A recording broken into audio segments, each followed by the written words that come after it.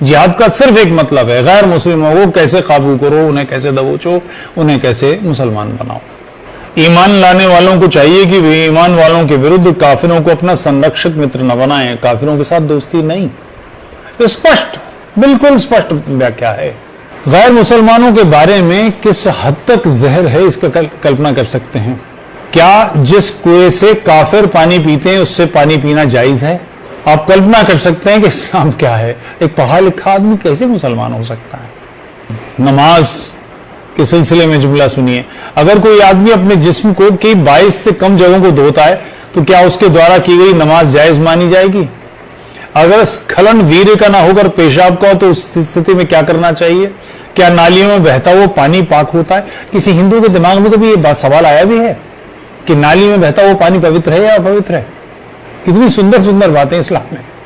कल्पना करें, ये है इस्लाम।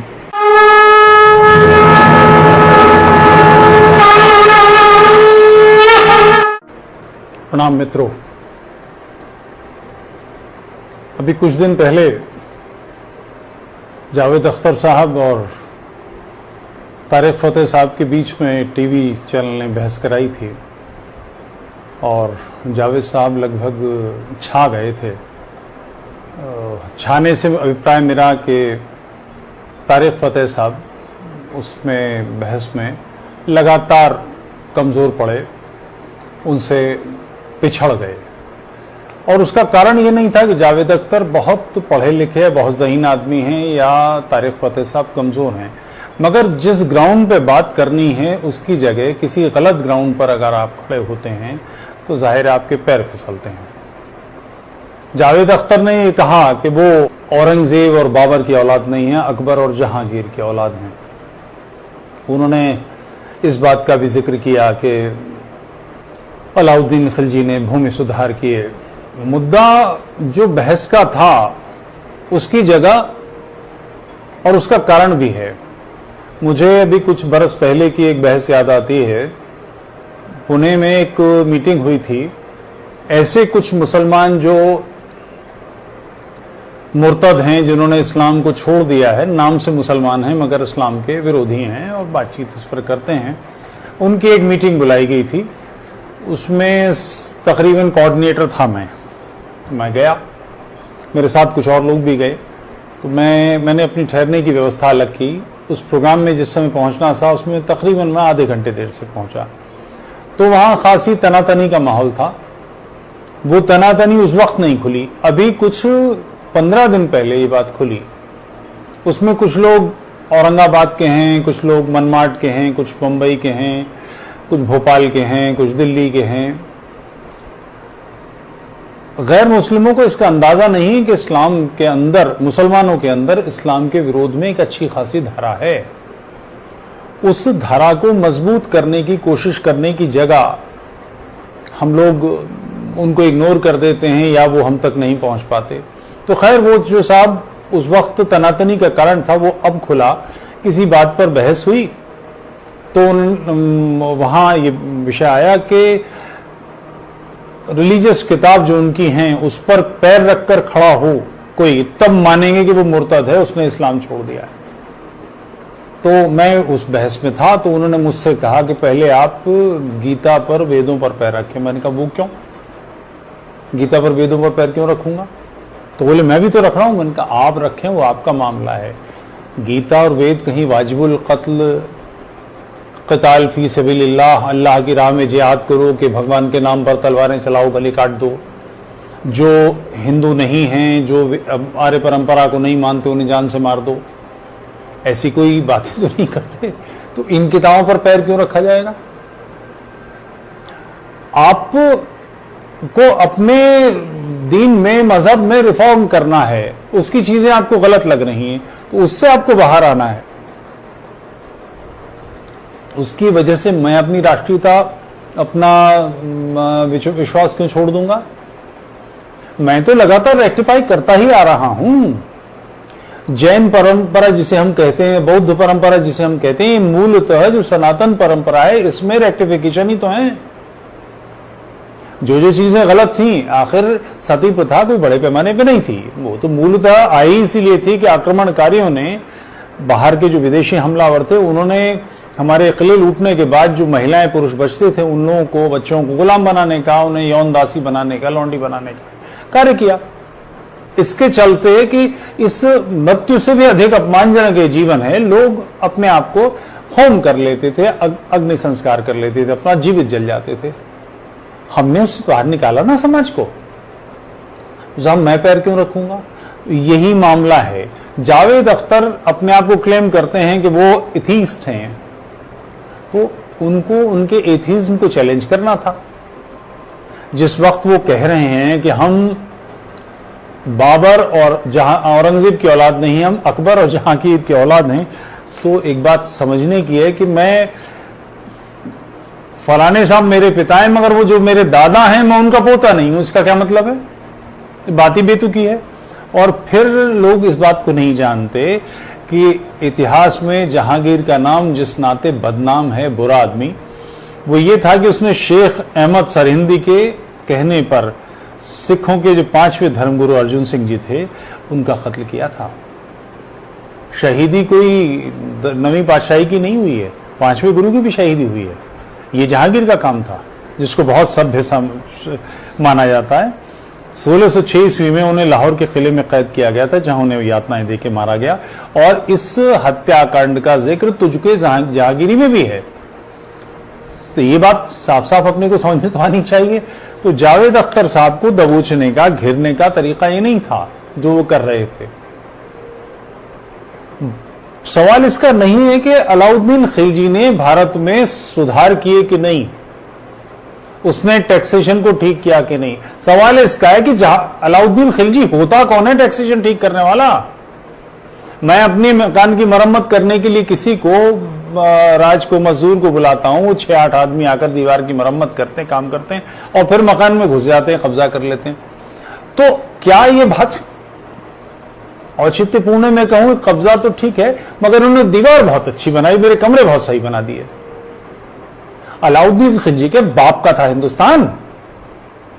जावेद अख्तर साहब जब तक सवाल नहीं करेंगे बात कैसे बनेगी? जावेद को, तारीख को घेरना था तो इस प्रोग्राम पर घेरना था कि, मगर उसके लिए समस्या है कि फिर वो मुल्ला का इस्लाम और अल्लाह का इस्लाम नहीं चल सकता। कि आप जब अपने आप को अल्लाह के इस्लाम का हिस्सेदार मानते हैं तो फिर आप ये कैसे कहेंगे? एक्चुअली समस्या यही है कि इस देश में किसी भी देश में 2 वर्ग होते हैं, देशभक्त और देशद्रोही। देशभक्त भी मैं आऊंगा, देशद्रोही भी आऊंगा, चूंकि देश मेरा है। ये तीसरा वर्ग है जो अराष्ट्रीय है, जो इस राष्ट्र को अपना नहीं मानता। उस अराष्ट्रीय वर्ग को आप इस कसौटी पर कैसे कर सकते हैं? तो खरी खरी बात है। जावेद अख्तर साहब एथीस्ट हैं कि नहीं, मुद्दा ये है ही नहीं। जावेद अख्तर जिस परंपरा से अपने आप को जोड़ते हैं वो परंपरा किसी तरह से भारतीय नहीं है। चूंकि वो कुछ 100 साल इस देश में रह गए, बाहर से आए थे सेनाएं लेकर, उनके साथ स्त्रियां नहीं थी, उन्होंने यहाँ की स्त्रियों से विवाह किया, संतान उत्पत्ति की, फिर यहाँ देखा कि यहाँ से पैसे ले जाना, गुलाम बनाना, लड़कियां ले जाकर लूटना, मंदिर लूटना, किताब लाइब्रेरी जलाना, आचार्यों को मारना, ब्राह्मणों को मारना, ये सब करने के बाद इतने लंबे हिंदू कुश के पहाड़ों को लांघते हुए जाना, किसकी जरूरत क्या, यही रह लो। तो उन्होंने यहाँ सिस्टम स्टेब्लिश कर ली तो भारतीय हो गए। ये बात कहने वालों को समझना चाहिए कि भारत की जो बिल्कुल बॉर्डर तक, नॉर्थ ईस्ट में दूर तक, तिब्बत में, चाइना के बॉर्डर तक जो रोड्स बनाई वो अंग्रेजों ने बनाई। न्यायपालिका पहले से थी मगर उन्होंने एक सिस्टम यहां पर लागू किया, पुलिस के सुधार किए, थाने बनाए, कचहरियां बनाई, कानून बनाए और उनके हिसाब से वही कानून जिसे बाद में अंबेडकर जी और इन सब के नाम पर जोड़ा जाता है वो पुराना कानून चल रहा है ब्रिटिश, उसी में थोड़ी सी कुछ कटपेस कर आके वो सब बना लिया गया। तो जिन्होंने ये बनाया इस कारण से भारत में अंग्रेजों का राज ठीक मान लिया जाएगा? अंग्रेजों का राज ठीक नहीं है, उनको हम खदेड़ेंगे तो मुगलों का कैसे ठीक हो जाएगा साहब? और यहां सवाल आपके मन में उठना चाहिए, 1857 जिसे भारत की आजादी की लड़ाई समझाया और कहा जाता है, वो किधर से भारत की आजादी की लड़ाई है? दिल्ली में 1857 में अंग्रेज हार जाएंगे, मुगल जीत जाएंगे तो दिल्ली किसकी होगी? उन मुगलों की जिन्हें सिंधिया ने, जिन्हें मराठों ने इसी दिल्ली में पराजित किया था। जिनसे सिखों ने चौथ वसूली थी, जिनका जीना जाटों ने हराम कर दिया था, गुर्जरों ने जिनकी बुरी तरह से जिनसे बदले लिए थे अपनी मातृभूमि के। ये धरती हमारी है। मुगल होते कौन है इसमें राज करने वाले? तो 1857 की जिसे क्रांति कहा जाता है, जो लखनऊ की आजादी की, लखनऊ की नवाबी की लड़ाई, वो बेसिकली एक डकैत से दूसरा डकैत, एक पुराना डकैत एक नया डकैत है। जब तक इस तरह पर बात नहीं करेंगे जावेद अख्तर कहां से हार जाएंगे? तो वो जो तर्क दे रहे थे तारिक फतेह साहब, वैसे तारिक फतेह साहब पढ़े लिखे आदमी हैं, मगर मजबूरी उनकी ये कि उन्होंने ग्राउंड गलत पकड़ रखा है। जब वो मुल्ला का इस्लाम कहेंगे और अल्लाह का इस्लाम कहेंगे और खुद को अल्लाह का इस्लाम क्लेम करने वाला कहेंगे, तो इसकी गलतियों को कैसे रेक्टिफाई करेंगे? इससे कैसे पिंड छुड़ाएंगे? वो एक सांस में ये कहते हैं कि 150 बरस पहले मेरे पूर्वज राजपूत से मुसलमान हुए थे, मुल्तान में जाके बस गए थे। ठीक, तो इस गलती को सही किए बिना, रेक्टिफाई किए बिना, वापस अपने राजपूत पूर्वजों की पंक्ति में बैठे बिना आप इनको चैलेंज कैसे कर सकते हैं? जिनके दबाव में वो मुसलमान हुए थे, वो दबाव अब तक काम कर रहा है, तो उनको अपना पूर्वज मानने से इनकार कैसे करेंगे? दो ही बातें संभव है, या तो अलाउद्दीन खिलजी और मुगल आपके पूर्वज हैं, और या फिर राजपूत आपके पूर्वज हैं। दोनों तो हो नहीं सकते। ये वो ग्राउंड है जिस पर तारिक फतेह साहब मार खा गए, और कोई भी खाएगा। मुझे इस्लाम में चूंकि ये आतताई देश पर हमला करने वाली विदेशी विचारधारा है, इससे राष्ट्र की मुक्ति चाहिए, तो मैं इसमें मॉडरेट इस्लाम नहीं ढूंढ सकता। जैसे अफगानिस्तान में अमेरिका ने अपने आप को पीछे खींचने के लिए तालिबान में एक ग्रुप निकाला जिसे उन्होंने मॉडरेट तालिबान कहा। ये मॉडरेट तालिबान क्या होता है साहब? कैंसर फलाना अच्छा है और बुरा है, कैंसर बुरा अच्छा नहीं होता, कैंसर बुरा ही होता है। इसमें कोई गुंजाइश ही नहीं है, कोई दूसरी बात ही नहीं है। आप लोग कुछ मतलब तर्कों का ध्यान करें। तो ये बात रही। अच्छा, दूसरे अब मैं विषय पर आता हूं जिसपे मैंने बात करनी थी कि मैं इस्लाम का बहुत प्रशंसक हूं, वाकई मैं इसकी तारीफ करता हूं। पिछले दिनों मैंने एक दो घटनाएं बताई थी तबलीग के सिलसिले में, हल्द्वानी की, कि मुझे किन्हीं साहब से मिलना था, वो शायर थे, वो मुझे उन्होंने पकड़ा और उसके बाद वो किसी के मोहल्ले में कोई साहब थे, उनके घर पर गए, घंटी बजाई, बच्चा निकला, उन्होंने कहा जरा सा बैठक खोल दीजिए। उनकी बैठक खोल दी गई, बैठ गए और हम लोग 2 घंटे बात करते रहे। मैंने पूछा भी घर किसका है? तो उन्होंने बताया फलाने साहब, फलाने कोई सिद्दीकी है, कोई ऐसे थे। वो कहाँ हैं? बोले वो कहीं होंगे। तो मैंने ये घर कैसे खुल गया? तो उन्होंने कहा कि मोहल्ले के जो भी लोग हैं वो कभी कोई मिलना होता है, क्योंकि मुसलमानों के पास छोटे घर हैं, खाने की जगह नहीं है, ड्राइंग रूम नहीं है, तो कहाँ बैठाएं, किससे बात करें? तो किसी को तो चाय की दुकान पे खड़े होकर पान की दुकान में बात कर ली, मगर मुझे जैसे आदमी को जिसके साथ घंटे 2 घंटे बात करनी थी, क्या करते? तो उसके लिए फिर उन्होंने किसी का घर खुलवाया। कल्पना कर सकते हैं कि हमारे पड़ोस का कोई गरीब हिंदू, कोई पान वाला, कोई प्रेस करने वाला, कोई जूते बनाने वाला, अपने किसी मेहमान को 2 घंटे के लिए मेरे या आपके ड्राइंग रूम में लेकर आ जाए और उसके बाद वो बातचीत करके वापस चला जाए। कभी कल्पना भी की है, मगर ये सब मुसलमानों में सामान्य व्यवहार है। ये मुसलमानों को जोड़ने का काम करता है। एक सामान्य हिंदू और एक सामान्य एक स्तर के, अगर राज हिंदू है और राज मुसलमान है, बढ़ई हिंदू है, बढ़ई मुसलमान है, ठेकेदार हिंदू है, ठेकेदार मुसलमान है, एक क्लर्क हिंदू है, एक क्लर्क मुसलमान है, सामान्य रूप से अगर तुलना करें, कम से कम उत्तर भारत की मैं निश्चित कह सकता हूं, तो हमेशा मुसलमान का पल्ला भारी होता है। ये गंभीर और अपने आत्मचिंतन का विषय है। क्यों? कि इस्लाम ने एक लफ्ज इस्तेमाल किया, अखलाक। अखलाक का मतलब शिष्टता। ये एक मुसलमान को दूसरे मुसलमान से जोड़ने का कार्य करता है। ये अखलाक एक मुसलमान के लिए दूसरा मुसलमान अपना महसूस हो। कल्पना करें वो गरीब मुसलमान जो मुझे किसी की बैठक में बैठाकर बात कर सकता है, इस पर कभी कोई समस्या आएगी तो वो आड़े आ जाएगा, खड़ा हो जाएगा कि ये हमारे अपने लोग हैं। ये अपनापन, इस्लाम में जो एक अपनापन का भाव है और अपने लोगों को बनाकर रखने का भाव है, जोड़ कर रखने का भाव है, वो जबरदस्त है। अद्भुत व्यवस्था है इस्लाम की। इसकी प्रशंसा किए बिना नहीं रहा जा सकता, इसकी तारीफ करनी ही पड़ेगी। मैं हमेशा से इस बात को महसूस करता हूं। तो मुसलमान जो शुरुआती थे, जो आचार्य थे इस्लाम के, उन सारे लोगों ने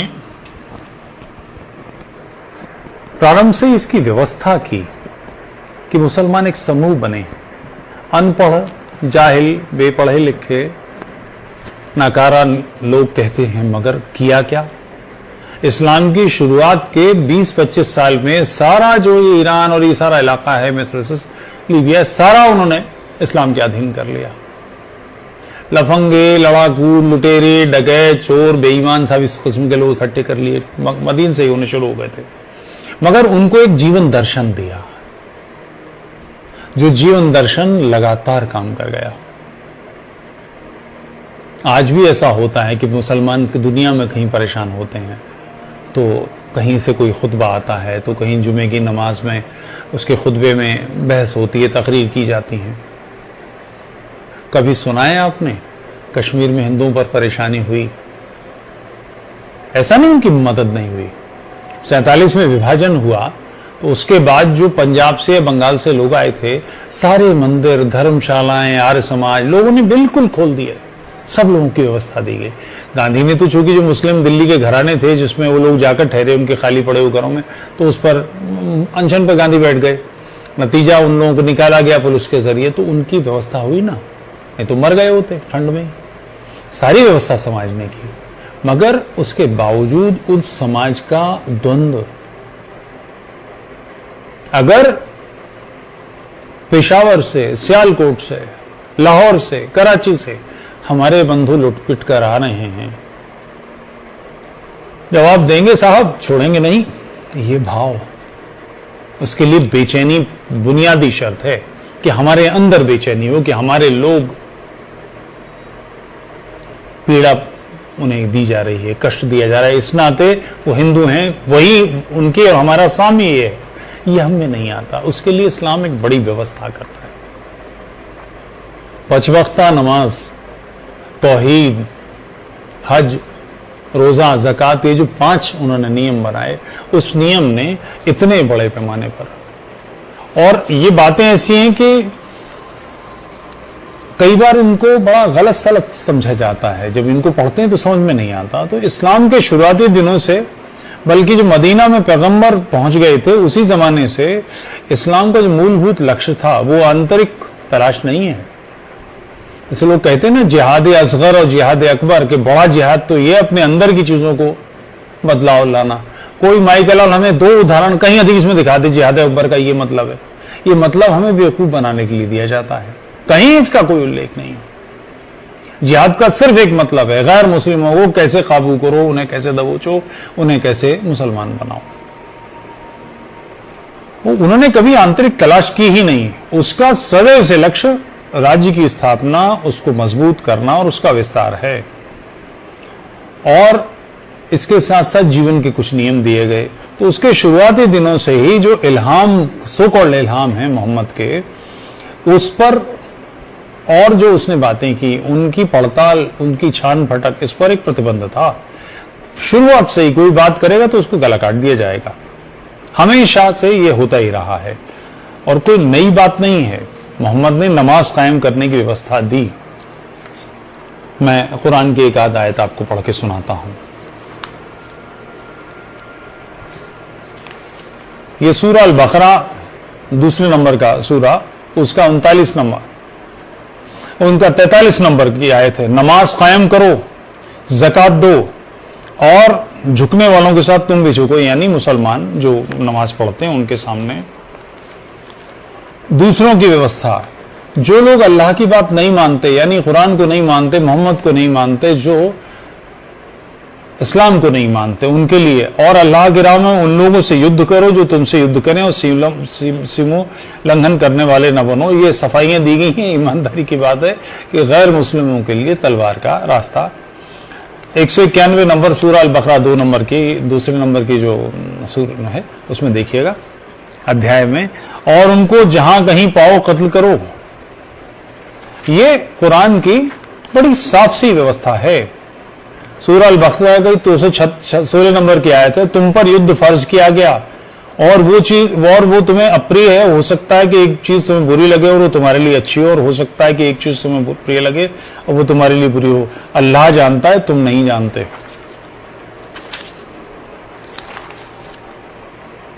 सूरह अल बकरा की 244 नंबर की आयत है, और अल्लाह की राह में युद्ध करो और जान लो कि अल्लाह सुनने वाला और जानने वाला है। गैर मुस्लिमों के साथ में आपके मामलात नहीं चल सकते। आले इमरान 3 नंबर की उसमें 28 नंबर की आयत है, ईमान लाने वालों को चाहिए कि वे ईमान वालों के विरुद्ध काफिरों को अपना संरक्षक मित्र न बनाएं, काफिरों के साथ दोस्ती नहीं। तो स्पष्ट, बिल्कुल स्पष्ट व्याख्या है। अब ये बताएं जावेद अख्तर को कैसे दबोच लेंगे? खुद तो अल्लाह का इस्लाम कह रहे हैं, तो अल्लाह का इस्लाम तो ये है। बचकानी बहसों में तो चल सकता है तारिक फतेह साहब, मगर अगर संजीदगी से बात करनी है तो इस्लाम को छोड़े बिना कोई चारा नहीं है। यह अरबी साम्राज्यवाद है।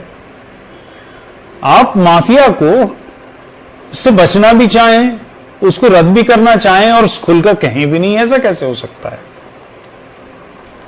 उसी आयत को पढ़ रहा हूं, और जो ऐसा नहीं करेगा, यानी जो काफिरों के साथ दोस्ती करेगा, और जो ऐसा करेगा तो उसका अल्लाह से कोई भी नाता नहीं, परंतु यह भी कि तुम उनसे बचो जैसा बचने का हक है, और अल्लाह तुम्हें स्वयं से डराता है। बिल्कुल किसी को गलत फहमी हो तो ये और सफाई है इसमें आ जाती है। सूरह अल माइदा 5 नंबर का, उसमें 51 नंबर की आयत, हे ईमान लाने वालों तुम यहूदियों और ईसाइयों को मित्र न बनाओ। हमारी तो कोई गिनती नहीं है हिंदुओं की, हम तो मुशरिक हैं, हम तो देखते ही मार दिए जाएं तुरंत, हम तो वो लोग हैं।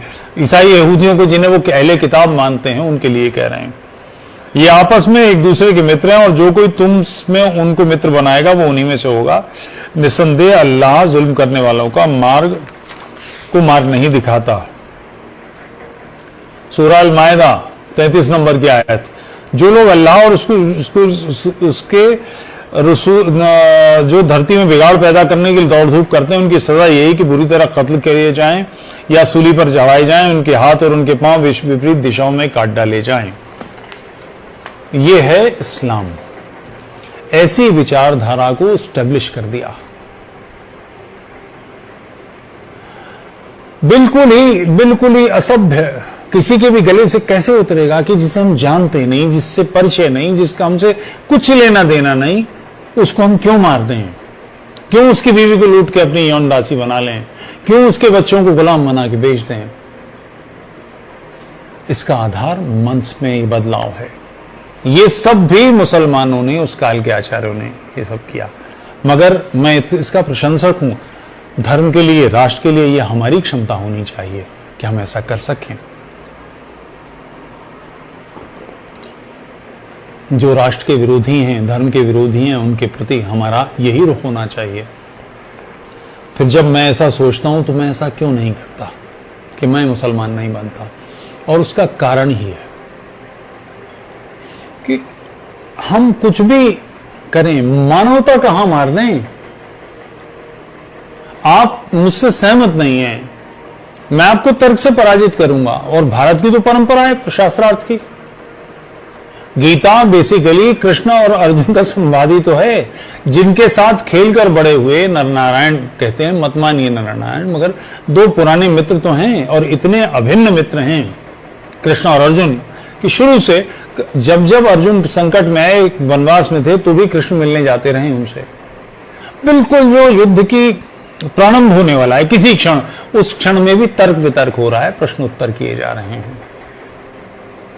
ये भारत की परंपरा है। यानी आपकी बात मुझसे गलत भी होगी तो मैं तब तक आपको कहने का हक दूंगा, आपसे बात करूंगा, आपसे चर्चा करूंगा और आपको कन्विंस करूंगा कि आप गलत कह रहे हैं।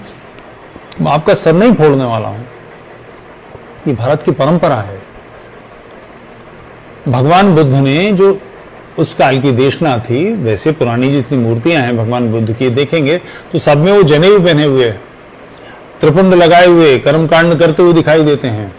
ये जो आजकल के नवबौद्ध हैं, सो कॉल्ड दलित चेतना के लोग, जो राजनीतिक लाभ के लिए सारी बातें कर रहे हैं, अंबेडकरवादी। बुद्ध वैसे नहीं थे, किंतु उन्होंने बदलाव की बात तो की थी। बुद्ध का सिर किसने फोड़ा? किसने उनको तंग किया? कभी भी कुछ नहीं हुआ। आज भी लोग इस तरह की बात करते हैं कि पुष्यमित्र शुंग ने फलाने को, रथ को, उसको मार दिया, मगर उसके कारण बौद्ध मत में कहां कुछ हुआ? अंबेडकर जी ने स्वयं ही कहा है कि भारत में, अफगानिस्तान से ध्यान रहे, भारत में बौद्ध मत के नाश का कारण इस्लाम है। उसने सारे मुसलमान बौद्ध मार के मुसलमान जबरदस्ती बना दिए। तो जो सच बोलने की परंपरा और सच के प्रति हमारी जो एक ललक है कि मैं आपसे सहमत नहीं हूं या आप मुझसे सहमत नहीं है, मगर आप मेरा गला नहीं काट देते,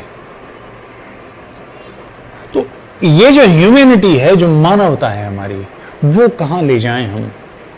मुसलमान हम बने कैसे? नमाज कायम करो, मैंने आपको बताया। अब ये नमाज कायम करने की व्यवस्था क्या है?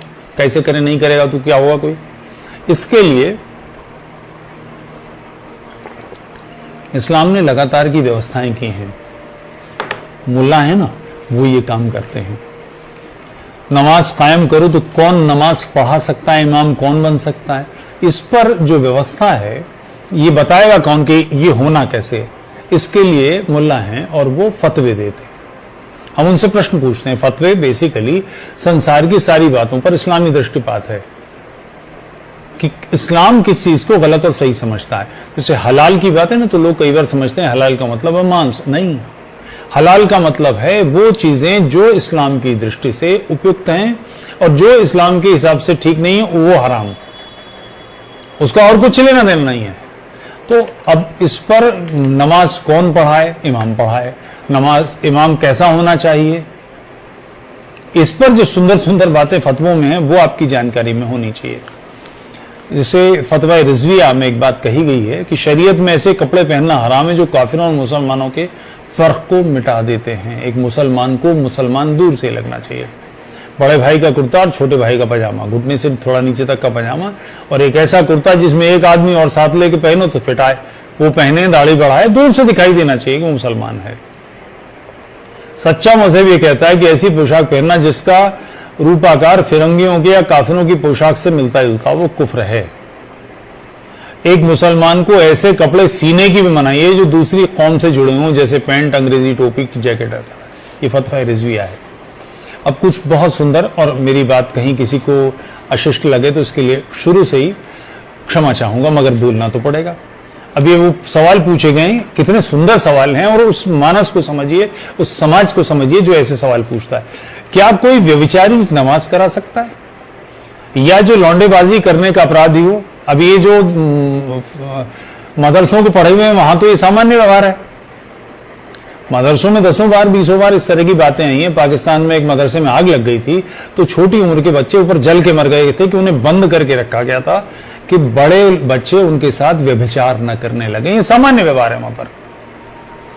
या वो आदमी जिसकी बीवी पर्दा ना करती हो, या दाढ़ी रखने वाला वो आदमी नमाज करा सकता है जो ये दावा करता है कि वो दूसरे आदमी से बेहतर है? क्या वो आदमी जो दूसरे को हरामजादा कहता है नमाज करा सकता है? या वो जो व्यभिचारी है, बीड़ी पीता है और शतरंज खेलता है, जिसे बवासीर है? मैं समझ ही नहीं पाता कि किसी को बवासीर है इस बात का नमाज कराने से क्या लेना देना है। डॉक्टर को कोई जरूरत होगी या किसी खास को, व्यक्ति को, जिससे उससे कुछ उस इलाके से कोई मतलब हो? तू कौन नखाम खा? ऐसी बेहुदा बातें। क्या वो टोपी पहने हुए नमाज पढ़ा सकता है? क्या वो नमाजियों से 1 फुट ऊंचा होकर नमाज पढ़ा सकता है? क्या वो आस्तीने चढ़ा कर नमाज पढ़ा सकता है? ऐसी जो बेतुकी बातें हैं वो सारी चीजें इस्लाम का हिस्सा हैं। कोई व्यक्ति इसको कैसे स्वीकार कर सकता है? कोई व्यक्ति मुसलमान बने तो इन सब का पालन करना पड़ेगा। गैर मुसलमानों के बारे में किस हद तक जहर है इसका कल्पना कर सकते हैं। अगर कोई कुत्ता कुएं में गिर जाए तो उस कुत्ते के पानी के बारे में क्या हुक्म है? क्या कोई आदमी कुएं में मर जाए तो क्या जिस कुएं से काफिर पानी पीते हैं उससे पानी पीना जायज है? किसी ने पी लिया हो तो उसके लिए क्या हुक्म है? यानी किसी ने गलती से पी लिया तो उस पर क्या सजा होनी चाहिए? क्या उस बेलने को जिसके जरिए गन्ने का रस निकाला जाता है कुत्ता चाट जाए तो उसके बारे में क्या हुक्म है? किसी बिल्ली का जूता पाक होता है या नहीं? बिल्ली का जूठा कुत्ते के जूठे से किस तरह से अलग है और क्यों अलग है, किसी गाय और ऊंट का पेशाब पाक होता है कि नहीं, उस जानवर के पेशाब के बारे में क्या हुक्म है जो हलाल है। आप कल्पना कर सकते हैं कि इस्लाम क्या है। एक पढ़ा लिखा आदमी कैसे मुसलमान हो सकता है, और नहीं हो सकता तो तारिक फतेह साहब आप क्या कर रहे हैं वहां। अल्लाह का इस्लाम यह है। मैं ये तो नहीं मान सकता कि तारिक फतेह साहब ने ये सब न पढ़ा हो, मगर तारिक फतेह साहब अपने माहौल में जहां वो रहते हैं वहां वो दबे हुए हैं। नमाज के सिलसिले में जुमला सुनिए, अगर कोई आदमी अपने जिस्म को की 22 से कम जगहों को धोता है तो क्या उसके द्वारा की गई नमाज जायज मानी जाएगी। अगर स्खलन वीर्य का ना होकर पेशाब का हो तो उस स्थिति में क्या करना चाहिए। क्या नालियों में बहता हुआ पानी पाक होता है। किसी हिंदू के दिमाग में कभी ये बात सवाल आया भी है कि नाली में बहता हुआ पानी पवित्र है या अपवित्र है। किसी ईसाई को सूझता है, किसी यहूदी को सूझता है। कितनी सुंदर सुंदर बातें इस्लाम में। कल्पना करें ये है इस्लाम। क्या क ख ग पर साइज की टंकी का पानी पेशाब से प्रदूषित हो जाता है, यानी किस साइज की टंकी में कोई पेशाब कर दे तो उसे प्रदूषित या दूषित माना जाएगा। जिस कुएं से मुशरिक यानी मूर्ति पूजक पानी लेते हैं, क्या उस कुएं का पानी मुसलमानों द्वारा इस्तेमाल किया जा सकता है। और मुसलमान ऐसे कुएं का इस्तेमाल कर सकते हैं जिन्हें जो कुरान में, तो कुरान में मुशरिकों को जो नजिस यानी अपवित्र कहा गया उसका क्या महत्व है। क्या ऐसे कुएं से पानी लिया जा सकता है जहां से हिंदू भी पानी लेते हैं, जिस कुएं में काफिर गिरकर मर गया हो, या जिसमें किसी हिंदू ने डुबकी लगाई हो, या जिसमें बकरी की मेंगनियां पाई गई हो, वो साबुत हो तो, और वो टुकड़े टुकड़े हो गई हो तो, और जिस कुएं में अपनी माहवारी के दिनों में कोई औरत गिर गई हो, या जिसमें कोई जूता या कोई परिंदा गिर गया हो उसे निकाला न जा सका हो, या जिसमें कोई घोड़ा गिर गया हो। ऐसे बेहुदा बेसिर पैर के सवाल भरे पड़े हैं। इस्लाम के हिसाब से जो मुसलमान नहीं है वो काफिर है, बिल्कुल स्पष्ट हैं वो लोग। तो मैं मुसलमान क्यों नहीं होता, इससे ज्यादा जरूरी सवाल यह कि कोई मुसलमान हो कैसे सकता है। कोई समझदार आदमी, कायदे का आदमी जिसकी अक्ल काम करती है, वो मुसलमान बन ही कैसे सकता है। एक ही तरीका है, एक मुहावरा है ना हिंदी का, मार मार के मुसलमान बनाना। तो मार मार के मुसलमान बनाने के लिए कोई चारा ही नहीं है। कोई पढ़ा लिखा आदमी कैसे बन सकता है मुसलमान। जिस बात का कोई सिर न पैर, उनको कैसे हम पालन करने पर उस पर लगे रहते हैं। तो मूल समस्या इस्लाम के जो डूज डोंट्स हैं, करणीय और अकरणीय हैं, उनको जानने की है। उनको जान लीजिए और उसके बाद आप समझ सकते हैं कि कोई भी मुसलमान कैसे बना होगा, कहीं भी मुसलमान कैसे बना होगा। और आप चाहते हैं कि मुसलमान समझदार बने, तो इसके लिए स्वयं भी इसका अध्ययन कीजिए। मेरे कई मित्र हैं जो जिनके बहुत अच्छे मुसलमान मित्र हैं। मैं दावे से कह सकता हूं कि मेरे मुसलमान मित्र उनसे कई गुना होंगे। मैं मूलतः उर्दू का आदमी हूं।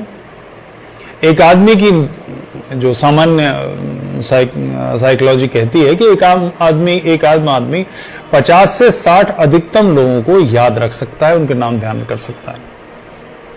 जो जिसका जीवन इसी कार्य में उसको छोड़कर बाकी लोग नहीं कर सकते।